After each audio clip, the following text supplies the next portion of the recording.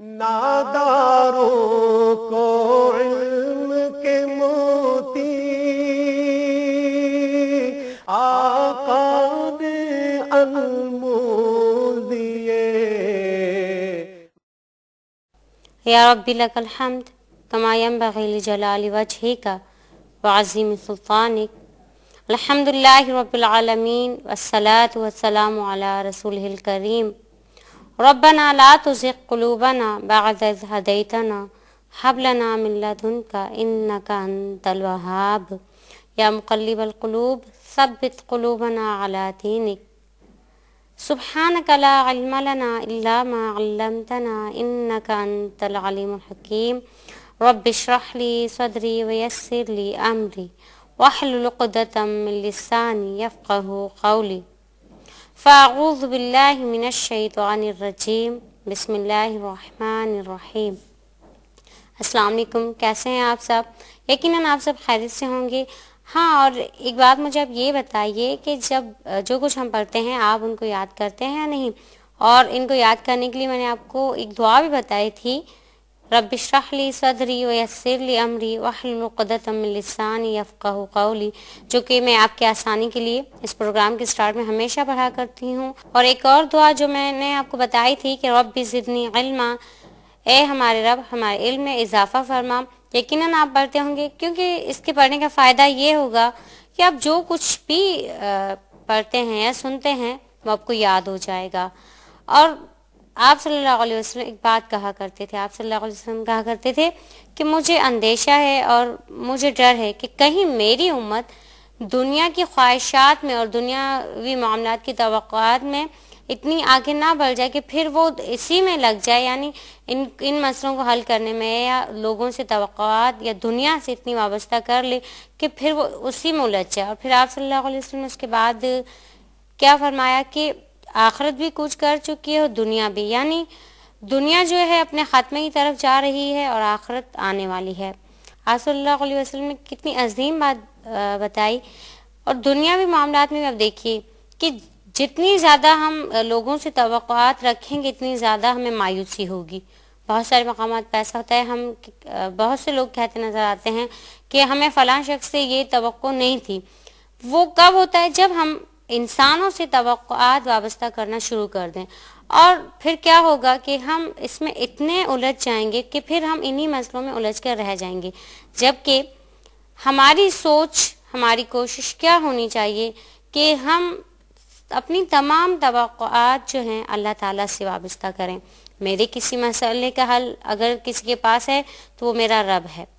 آپ دیکھیے، اگر اللہ نہ کرے کوئی مسئلہ ہے تو ہم دنیا کی کسی اور شخصیت کے ساتھ مطلب اس سے ہم حل کروانا چاہتے ہیں، تو پھر ہم اس کے پاس جائیں گے تو ایسے ہی نہیں چلے جائیں گے، اس سے پھر اپوائنٹمنٹ لینا پڑے گا یا پھر فون کرنے پڑیں گے، بہت مشکل سے پھر ہم اس تک پہنچیں گے، اور پھر بھی ڈاؤٹ ہے، گمان ہے کہ پتہ نہیں میرا یہ مسئلہ حل ہوگا یا نہیں ہوگا۔ ایسے بہت سارے معاملات ہیں جن میں ہمیں بہت مشکل پیش آتی ہے، اس لیے کہ ہم نے دنیا کے لوگوں سے توقعات وابستہ کر لی ہیں، اور پھر کیا ہے کہ ہمیں اس میں مشکلات کا سامنا بھی کرنا پڑتا ہے۔ ہاں، بعض معاملات ایسے ہیں کہ جن میں ہم توقعات رکھیں، لیکن اتنی زیادہ نہیں کہ جب وہ توقعات جو ہیں وہ پوری نہ ہو، ہمارے منشا ہماری مرضی کے مطابق نہ ہو، تو پھر ہم دل برداشتہ ہو جائیں اور پھر ان مسئلوں میں الجھ کر رہ جائیں۔ اسی لیے آپ صلی اللہ علیہ وسلم نے یہ بہترین بات فرمائی کہ میں اس بات سے ڈرتا ہوں کہ کہیں میری امت ان دنیا کے چکروں میں یا دنیا کے لوگوں سے توقعات وابستہ کرنے میں نہ پھنس جائے۔ اس لیے آپ صلی اللہ علیہ وسلم نے کہا کہ ہم اس بات سے بچ جائیں اور ہم یہی بات سوچیں کہ ہمارے تمام مسائل اللہ تعالیٰ حل کریں گے۔ وہی بات میں نے آپ سے کہا کہ دنیا کے کسی انسان سے کوئی مسئلہ حل کرنا ہے تو بہت مشکل ہے، لیکن اللہ تعالیٰ ہمارے اتنے نزدیک ہیں۔ قرآن پاک میں اللہ تعالیٰ نے کہا کہ جتنی کہ تمہاری شرح ہے، یعنی اگر ہم اللہ تعالیٰ کی طرف جائیں گے تو اللہ تعالیٰ ہمیں ضرور ملیں گے۔ اکثر یہ بات بہت اچھی لگتی ہے کہ جب ہم کہتے ہیں کہ ہم اپنے رب کو تلاش کرتے ہیں، ہاں وہ لوگ بہت اچھا کہتے ہیں کہ ہاں ہمیں اپنے رب کو تلاش کرنا ہے، کہتے ہیں نا کہ ڈھونڈنے سے تو خدا بھی مل جاتا ہے۔ کیسے ملتا ہے؟ کہ ہم جب آپ صلی اللہ علیہ وسلم کی تمام باتوں کو مانیں گے، وہی بات کہ اطیعوا اللہ و اطیعوا الرسول، تب یقیناً ہم اپنے رب کو پا لیں گے، کیونکہ اللہ تعالیٰ نے قرآن پاک میں کہا ہے کہ میں تمہاری شہرت سے زیادہ قریب ہوں۔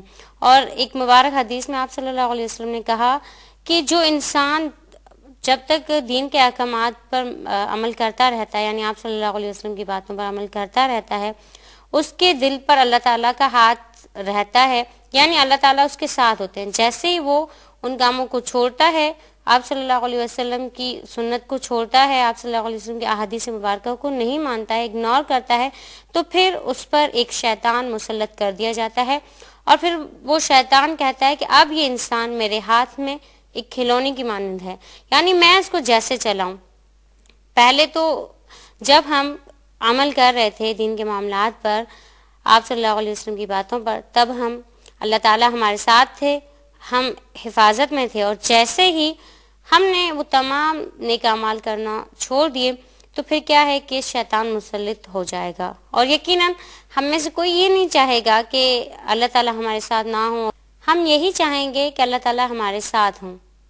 ہم کبھی یہ نہیں کہیں گے کہ نہیں شیطان ہمارے ساتھ ہو، کوئی نہیں کہے گا، کیونکہ شیطان تو ہمارا دشمن ہے، چاہے اس سے کتنی بھی دوستی کر لی جائے، لیکن آخر میں اس کا کام ہی یہی ہے کہ ذلیل و رسوا کروانا۔ جیسے کہ قرآن پاک میں اس کی مثال ہے کہ اللہ تعالیٰ کو اس نے کہا کہ میں تمہارے بندوں کو، تمہارے ان تمام انسانوں کو میں گمراہ کرنے کی کوشش کروں گا اور تمہارے راستے سے ہٹاؤں گا، یعنی جنت کے راستے سے ان کو ہٹانے کی کوشش کروں گا اور پوری کوشش کروں گا۔ تب اللہ تعالیٰ نے کیا کہا اس کو، ہاں تم کرنا، لیکن جو میرے بندے ہیں وہ ضرور اسی راہ پر آئیں گے، وہ تمہارے ساتھ نہیں ہوں گے۔ تو وہ کون ہیں؟ جو شیطان جن کو جتنا گمراہ کرتا ہے وہ پھر بھی اللہ تعالیٰ کے تمام احکامات کو مانتے ہیں، وہ شیطان کے حربوں کو سمجھتے ہیں۔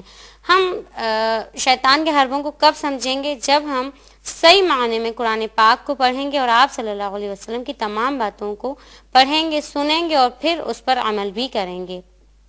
شیطان سے ایک بات یاد ہے کہ ایک وقت ایسا تھا، روایت میں آتا ہے کہ جب شیطان نظر آتا تھا، حضرت موسیٰ علیہ السلام کے دور کی بات ہے کہ اس وقت شیطان نظر آتا تھا۔ حضرت موسیٰ علیہ السلام کے ایک حواری سے اس کو گمراہ کر دیا، اس نے اس سے دوستی کر لی۔ اب دیکھیے شیطان کی دوستی کتنے دنوں کام آتی ہے۔ ایک دن شیطان وہاں سے گزرتے ہوئے اس شخص کو سلام کر دیا، اس سے یہ بات ثابت ہو گئی کہ یہ شخص شیطان کا دوست تھا۔ دیکھیے اس نے کس طریقے سے اس کو ذلیل کروایا، لیکن اس وقت حضرت موسیٰ علیہ السلام بہت حیران ہوئے، وہ شیطان کے پاس گئے اور اس سے کہا تم مجھے یہ بتاؤ کہ تم کیسے گمراہ کرتے ہو؟ تم نے میرے ایک حواری کو گمراہ کر دیا، جو کہ میرا ساتھی تھا، اس کو بھی تم نے گمراہ کر لیا، کیا تم کرتے ہو؟ تو شیطان نے کہا بہت آسان طریقہ ہے، ایک چھوٹا سا کام کرتا ہوں، اتنی محنت مجھے نہیں کرنی پڑتی ہے کسی انسان کو گمراہ کرنے کے لیے، بہت چھوٹا سا کام میں کرتا ہوں۔ حضرت موسیٰ علیہ السلام نے پوچھا کہ کیا کرتے ہو تم؟ اس نے کہا کہ میں اس انسان کے دل کے اندر صرف اتنی سی بات ڈال دیتا ہوں کہ میں ہی سب سے بہتر اور میں ہی سے، یعنی اس کے دل میں یہ بات میں ڈالتا ہوں کہ تم دنیا کے سب سے صحیح انسان ہو، تم ہی صحیح ہو، پھر وہ انسان سوچتا ہے کہ میں ہی صحیح ہوں اور میں ہی بہتر ہوں۔ تو شیطان نے کہا کہ جب وہ یہ سوچنے لگتا ہے تو پھر وہ انسان میرے قابو میں ہے، پھر میں اس کو کھلونا بنا لیتا ہوں۔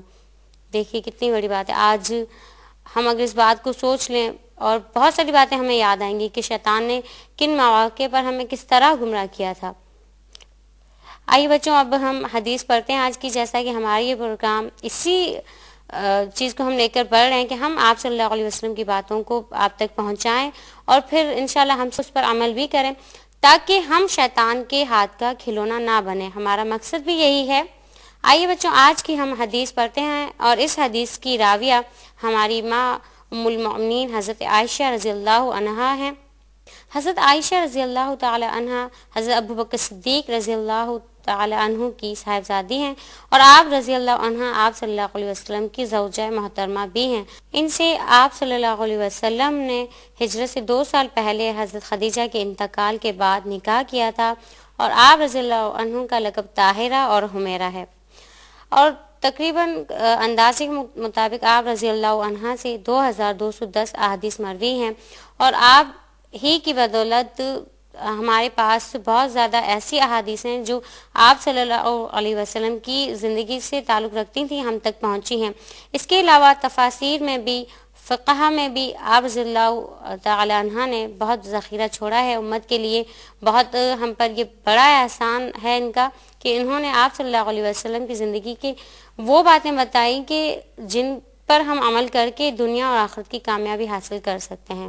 آئیے بچوں، اب ہم حدیث پڑھتے ہیں۔ اللہ علیہ وسلم صلی اللہ علیہ وسلم عن عائشة رضی اللہ عنہ قالت قال رسول اللہ صلی اللہ علیہ وآلہ وسلم لا تسبوا الاموات فإنهم قد افضوا الى ما قدموا۔ یہ بخاری شریف کی روایت ہے۔ حدیث کا با محاورہ ترجمہ یہ ہے، صلی اللہ علیہ وسلم مردوں کو برا بلا نہ کہو، اس لیے کہ انہوں نے جو اعمال کیے انہوں نے ان کو پا لیا۔ آئیے اب ہم الفاظ معانی پڑھتے ہیں۔ لا نہیں، تسبو گالی دو، الاموات مردوں کو، فإنہم پس وہ، قد تحقیق، افضو مل گیا بدلہ، الا طرف، ما جو، قدمو عمل کیے۔ یعنی آپ صلی اللہ علیہ وسلم نے فرمایا کہ مردوں کو برا بلا نہ کہو، انہوں نے جو کیا ہے انہوں نے اپنے اعمال کو پا لیا۔ آئیے بچوں، اب ہم شرح حدیث پڑھتے ہیں، یعنی اس حدیث کی تشریح پڑھتے ہیں۔ اللہ علیہ وسلم صلی اللہ علیہ وسلم اس مبارک حدیث میں ہادی بشریت محمد مصطفیٰ صلی اللہ علیہ وسلم نے در حقیقت خیر کی طرف ہماری رہنمائی کی ہے، یعنی خیر کی تعلیم دی ہے۔ جہاں پر مسلمانوں کو ان باتوں سے روکا جاتا ہے کہ کسی زندہ انسان کو تم نہ گالی دو، نہ اس کو ایذا پہنچاؤ، تو وہاں اسلام دیکھیے کتنا پروقار مذہب ہے کہ اس نے ان لوگوں کو بھی برا بلا کہنے سے منع کیا کہ جو کہ مردہ ہیں یا جو کہ مر چکے ہیں، ان کے بارے میں بھی آپ صلی اللہ علیہ وسلم نے روکا ہے اس بات سے کہ آپ صلی اللہ علیہ وسلم نے کہا کہ مردوں کو گالی گلوچ نہ دو، جیسا کہ زندہ انسانوں کے بارے میں بھی منع کیا آپ صلی اللہ علیہ وسلم نے کہ اس لیے کہ اس سے آپس کے روابط مخدوش ہوتے ہیں اور ہماری جو آپس میں بدگمانیاں ہیں وہ بڑھتی ہیں، اس لیے کہا کہ تم زندہ انسانوں کو تو منع کیا۔ اب یہاں اس حدیث مبارکہ میں آپ صلی اللہ علیہ وسلم نے اس بات کو واضح کیا کہ ایک مسلمان کا شیوا ہی نہیں ہے کہ وہ ایک مردہ انسان کو بھی برا بلا کہے۔ دیکھیے اسلام کس طریقے سے تمام انسانیت کے حقوق کی پاسداری کرتا ہے۔ ایک انسان زندہ ہے تب بھی اس کی عزت کرنی ہے، اس کو برا بلا نہیں کہنا ہے اسلامی روش کے مطابق۔ اسی طریقے سے اگر خدا نخواستہ کسی کی موت آ گئی تو مرنے کے بعد بھی اس کو برا بلا نہ کہو، اس لیے کہ آپ صلی اللہ علیہ وسلم نے یہ بھی کہا کہ ایک مرتبہ حضرت علی رضی اللہ عنہ سے روایت ہے کہ آپ صلی اللہ علیہ وسلم جا رہے تھے، چند صحابہ بھی تھے، تو ایک جگہ پر کسی کی موت ہو گئی تھی، تو کچھ لوگ اس کی تعریف کر رہے تھے کہ یہ شخص بہت اچھا تھا، اس نے بہت نیک اعمال کیے تھے یا وغیرہ وغیرہ۔ تو آپ صلی اللہ علیہ وسلم فرمایا کہ یہ شخص جنتی، کیونکہ دنیا کے اندر ہی اس کی گواہی مل جاتی، یعنی 40 لوگ اگر اس بات کی گواہی دے دیتے ہیں کہ یہ شخص بہت اچھا تھا تو وہ جنتی ہے۔ پھر اسی طریقے سے آپ صلی اللہ علیہ وسلم تھوڑا آگے گئے تو وہاں بھی کسی شخص کی موت ہو چکی تھی، اور وہاں ایسا تھا کہ کچھ لوگ برائی کر رہے تھے، تو آپ صلی اللہ علیہ وسلم نے کہا کہ ان کا برائی کرنا اس کے لیے برا ثابت ہوگا، کیونکہ دنیا کے اندر ہی گواہی دے دی جاتی ہے تو وہ شخص پھر جہنمی ہو جاتا ہے۔ اس لیے آپ صلی اللہ علیہ وسلم نے کہا کہ مردے کو برا بلا نہ کہو، اس نے جو عمل کیا ہے وہ اس کے ساتھ جائے گا، تمہارا جو عمل ہے وہ تمہارے ساتھ جائے گا، یعنی کہ تم سے نہیں پوچھا جائے گا، اب وہ مر چکا ہے اس کو تم کچھ نہیں کہو گے۔ در حقیقت اس حدیث میں اس بات کو زیادہ وہ کہا گیا ہے کہ ایک زندہ انسان کی نسبت ایک مرے ہوئے انسان کو تم برا بلا نہیں کہہ سکتے۔ یعنی دیکھیے اگر ہماری صرف چھوٹی سی بات سے ہی ایک انسان جہنم یا جنت میں جا سکتا ہے. اگر اس انسان نے جس کی موت ہو چکی ہے اس نے آپ کے ساتھ کوئی اچھا کام نہیں کیا ہے، اگر اچھائی کی ہے تو آپ اس کو ضرور بیان کریں کہ فلاں شخص نے میرے ساتھ اچھا کیا تھا، تو اس کی نامہ اعمال میں نیکی لکھ دی جاتی ہے. لیکن اگر کسی نے آپ کے ساتھ برا کیا ہے تو آپ چپ رہیے، کیونکہ آپ صلی اللہ علیہ وسلم نے اس مبارک حدیث میں منع کیا ہے.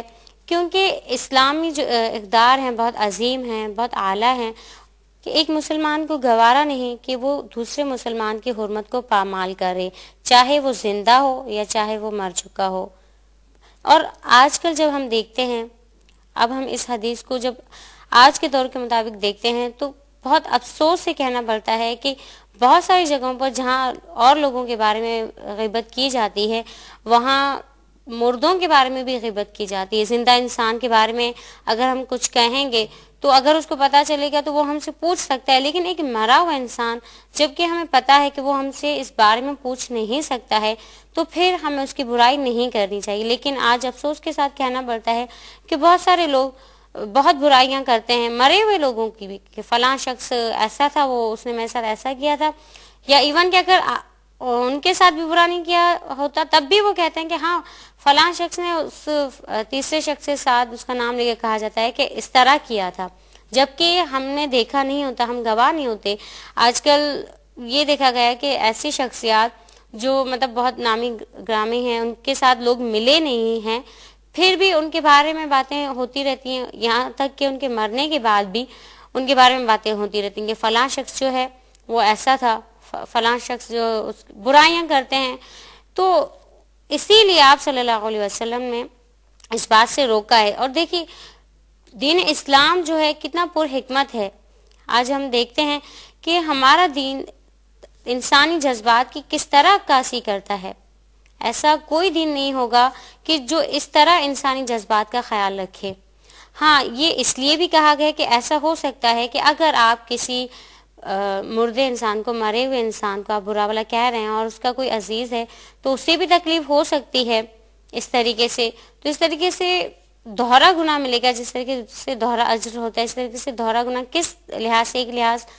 ایک بات تو یہ کہ آپ کسی مسلمان کو آپ صلی اللہ علیہ وسلم کی بات کی خلاف ورزی کر رہے ہیں اور ایک مسلمان کو اس کے مرنے کے بعد برا بلا کہہ رہے ہیں. دوسری بات ایک زندہ انسان کی دل آزاری کر رہے ہیں. دیکھیے ہم سوچتے نہیں ہیں وہی بات کہ اگر ہم یہ سوچنا شروع کر دیں کہ آج میں جو کچھ بول رہا ہوں یا میری زبان سے جو کچھ ادا ہو رہا ہے اس کا مجھ سے پوچھا جائے گا تو یقیناً ہم سب کے اعمال صحیح ہو جائیں. اور ایک حدیث میں آپ صلی اللہ علیہ وسلم نے کہا کہ ایک مسلمان یہ سوچ لے، یعنی وہ اس ایج میں جب وہ اللہ تعالیٰ کہ تمام احکامات کو بجا طور پر انجام دے سکتے، یعنی وہ کر سکتا ہے، تب وہ کرے، اس کو وہ غنیمت جانے اس عمر کو، یہاں تک کہ وہ بڑھاپے کے وقت پہنچے. اسی طریقے سے آپ صلی اللہ علیہ وسلم نے یہ کہا کہ تم صحت کو غنیمت جانو. ایسا نہ ہو کہ تم جب صحت مند ہو وہ نیک اعمال نہیں کر رہے اور تم پھر بیمار پڑ جاؤ، پھر تمہیں خیال ہے تو پھر کوئی فائدہ نہیں. اور یہی کہا کہ اگر اللہ نے تمہیں مال دیا ہے تو اس کو اللہ کی راہ میں خرچ کرو تنگ دستی آنے سے پہلے. لیکن ہم یہ باتیں نہیں سوچتے ہیں، اس وقت سوچتے ہیں جب ہم ان حادثات کا شکار ہوتے ہیں. اب سوچئے کہ زندگی اور موت کا کوئی بھروسہ نہیں. کوئی انسان یہ نہیں کہہ سکتا کہ میں ابھی جوان ہوں، میں بوڑھا ہونے کے بعد ہی مروں گا. نہیں، زندگی اور موت کا اکثر یہ ہمارے بڑے کہتے ہیں کہ کوئی بھروسہ نہیں. تو یہ بات ہے واقعی کہ ہم ہر وقت، آپ صلی اللہ علیہ وسلم نے کہا کہ وہ انسان کامیاب ہے جو ہر وقت موت کی تیاری میں لگا رہتا ہے. موت کی تیاری سے مراد یہ کہ اس کو یہ اندازہ ہوتا ہے کہ میں کسی بھی وقت اللہ تعالیٰ کی طرف سے بلاوا آ سکتا ہے، تو اس لیے میں تمام وہ اعمال کر لوں جن سے میرا رب راضی ہو جائے. اور بہترین تو انسان وہ ہے جو اور لوگوں کی برائیوں کو نہیں دیکھتا ہے. اور ایک بات یہ بھی ہے کہ جیسا کہ اس حدیث مبارکہ میں کہا ہے کہ مردوں کو برا بلا نہ کہو، اس لیے کہ انہوں نے جو اعمال کیے انہوں نے ان کو پا لیا. یعنی اگر تم ان کو پھر اپنی دشمنیوں میں برا بلا کہو گے بھی تو اگر اللہ کے ہاں ان کا درجہ جو ہے بلند ہے تو تمہارے اس طرح کہنے سے ان کا درجہ کم نہیں ہو جائے گا. اس لیے سوچنا چاہیے، بلکہ کیا ہوگا الٹا ہمارے جو اعمال ہیں ان میں کمی ہوتی جائے گی. جیسا کہ ایک مرتبہ آپ صلی اللہ علیہ وسلم نے صحابہ کرام سے پوچھا تھا کہ تم یہ بتاؤ کہ مالدار کون ہے اور غریب وہ مسکین یا فقیر کون ہے. تو صحابہ کرام نے عرض کیا اللہ کے نبی صلی اللہ علیہ وسلم یقیناً مالدار وہی ہے جس کے پاس دنیا کی مال و متاع ہے، بہت دولت ہے، اس کے پاس ہر چیز دنیا کی اس کے پاس ہے. آپ صلی اللہ علیہ وسلم نے کہا کہ میں بتاتا ہوں کہ مالدار کون ہے اور غریب اور فقیر کون ہے. قیامت کا دن ہوگا اور ایک شخص ایسا ہوگا جس نے بہت ساری نیکیاں کی ہوں گی، بہت ساری اس کی نیکیوں کے ڈھیر لگے ہوں گے، لیکن کیا ہے کہ کچھ لوگ آئیں گے اللہ تعالیٰ سے کہیں گے یا اللہ اس نے ہمارے ساتھ زیادتی کی یا اس نے اپنی زبان سے ہمیں ایذا پہنچائی. ظاہری بات ہے اگر ہم زبان سے کسی کو برا بھلا کہیں گے تو وہ بھی ایذا پہنچانا ہی ہے. تو پھر کیا ہے کہ اس شخص کی نیکیاں ان لوگوں کو دی جائیں گی یہاں تک کہ تمام اس کے نیک عمل ختم ہو جائیں گے اور پھر اس کے پاس کچھ نہیں رہے گا اور وہ جہنم میں داخل کر دیا جائے گا. تو آپ صلی اللہ علیہ وسلم نے کہا کہ وہ ہے فقیر دراصل جو نیک عمل، تو مطلب ایک طرح سے تو وہ نیک عمل کر رہا ہے، دوسری طرف اپنی زبان کو وہ لگام نہیں دیتا ہے، ظلم و زیادتیاں بھی کر رہا ہے. دیکھیے بات یہ نہیں کہ ہم اپنے ہاتھوں سے اپنے اعمال سے ظلم کریں، در حقیقت اصل مسئلہ کیا ہے زبان کا ہے. اس لیے دیکھیے بہت سارے مقامات پر آپ صلی اللہ علیہ وسلم نے در حقیقت انہی باتوں کا کہا ہے جن کا تعلق زبان سے. اب یہاں بھی آپ صلی اللہ علیہ وسلم نے جب کہا کہ مردوں کو برا بھلا نہ کہو، کیونکہ مردوں کو ہم ایذا اپنے ہاتھوں سے تو نہیں پہنچا سکتے، یقیناً وہ زبان سے ہی پہنچائیں گے. تو اس لیے آپ صلی اللہ علیہ وسلم نے اس بات سے بھی روکا ہے ہمیں کہ مرے ہوئے انسان کو تم برا بھلا نہ کہو. اللہ تعالیٰ سے دعا ہے کہ اللہ تعالیٰ ہمیں یہ عمل کرنے کی توفیق عطا فرمائے، یعنی کسی کو بھی برا بھلا، خاص طور پر مردوں کو، جیسا کہ آپ صلی اللہ علیہ وسلم نے کہا ہے کہ برا بھلا نہ کہو، یہ اس حدیث پر عمل کرنے کی توفیق عطا فرمائے. اور دوسری بات ہمیں اپنی غلطیوں کو دیکھنے کی توفیق عطا فرمائے، نہ کہ دوسروں کی غلطیوں کو ہم دیکھیں. آئیے بچوں اب ہم راہ عمل پڑھتے ہیں، یعنی اس کے بعد ہمارا کیا کردار ہونا چاہیے، ہمیں کیا کرنا چاہیے. اللہ علیہ وسلم صلی اللہ علیہ وسلم. نمبر 1، مردوں کو برا بھلا نہ کہنے کی تعلیم دی گئی اس لیے کہ جو کچھ انہوں نے اعمال کیے تھے ان کو پا لیا ہے. نمبر 2، گالی گلوچ اور برا بھلا کہنا اسلام کی تعلیمات کے خلاف ہے. نمبر 3، مسلمان کو اپنے اخلاق و کردار کی پامالی نہیں کرنی چاہیے. نمبر 4، ہر اس برے عمل کا سدباب کرنا چاہیے جس سے مسلم معاشرہ متاثر ہو سکتا ہے. نمبر 5، مرنے والوں کی اچھائیاں بیان کرنی چاہیے، ان کی کسی برائی کے بارے میں لب کشائی نہیں کرنی چاہیے. یقیناً آپ کی سمجھ میں یہ حدیث اور پھر راہ عمل آ گیا ہوگا یہ سب. اور ایک بات میں آپ سے اکثر کہتی ہوں کہ آپ الفاظ معنی زیادہ غور سے آپ پڑھا کر ان کو یاد کرنے کی کوشش کیا کیجیے، تاکہ انشاءاللہ آگے ایک وقت ایسا آئے گا کہ آپ حدیث کے ترجمے کے محتاج نہیں رہیں گے، آپ خود ہی اس کا ترجمہ کر سکیں گے. اور یہ بہت خوشی کی بات ہوگی، اللہ تعالیٰ بھی راضی ہوں گے کہ ہم اس کے دین کی زبان کو سیکھ رہے ہیں، اس کی دین کی زبان سے محبت کر رہے ہیں، اور سب سے بڑی بات اس کے حبیب صلی اللہ علیہ وسلم کی زبان مبارکہ کو سیکھنے کی کوشش کر رہے ہیں. عربی ہماری اسلامی زبان ہے. دوسری بار اگر ہم ان الفاظ پر غور کریں گے تو ایک روحانی سکون بھی محسوس ہوگا. یقیناً آپ کی سمجھ میں یہ سب باتیں آ گئی ہوں گی، اور ہمیشہ کی طرح میں یہ کہوں گی کہ اپنی رائے ہمیں ضرور بھیجیے. اس کے ساتھ ہی مجھے اجازت دیجیے. اللہ حافظ. السلام علیکم ورحمۃ اللہ وبرکاتہ. اس پروگرام کی سی ڈیز اور ڈی وی ڈیز کے لیے درج ذیل پتے پر اپنے آرڈرز بذریعہ خط یا ای میل بک کرائیں. Incharge QTV D120 site Karachi Pakistan. Email address qcampus@arydigital.tv. ناداروں کو علم کے موتی آقا نے انمول دیے. اعوذ باللہ من الشیطان الرجیم. بسم اللہ الرحمن الرحیم. ان هذا القرآن يهدي للتي هي اقوم. بے شک یہ قرآن اس راستے کی طرف رہنمائی کرتا ہے جو بالکل سیدھا ہے.